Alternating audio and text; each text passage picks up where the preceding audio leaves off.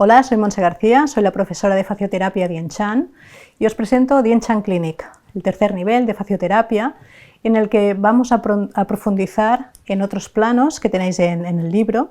En estos planos, por ejemplo, vamos a estar trabajando en todo lo que es vísceras en la frente, ¿os acordáis del plano invertido? También vamos a estar trabajando en todo lo que son las alteraciones del sistema reproductor, tanto masculino como femenino, las alteraciones que hay habituales. También ahí vamos a profundizar mucho en microsistemas.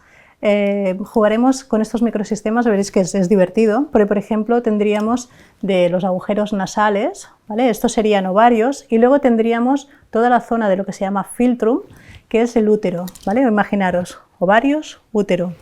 Lo tenemos también invertido, o sea, iremos viendo estos microesquemas.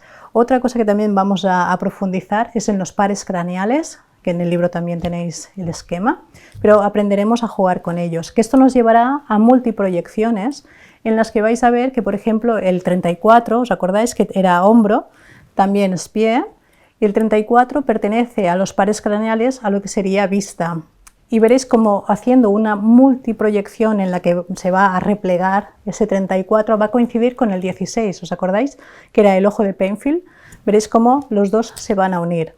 Después también vamos a estar jugando con la proyección de esquemas, tanto del hombre rojo, como visceral, como Rodin. Los vamos a llevar tanto a orejas, como a manos, como a pies. Entonces podemos extender más este trabajo de estas formas esquemáticas, ¿no?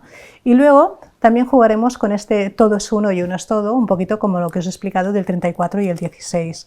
Pensar que es un curso muy técnico, y es un curso que todos los que habéis hecho el DienChan Pro podéis acceder directamente a DienChan Clinic. Os espero.